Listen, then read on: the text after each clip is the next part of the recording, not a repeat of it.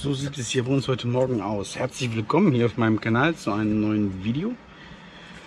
Ja, zurzeit sind wir immer noch am Gardasee. Camping Nanzel ist direkt bei Limone.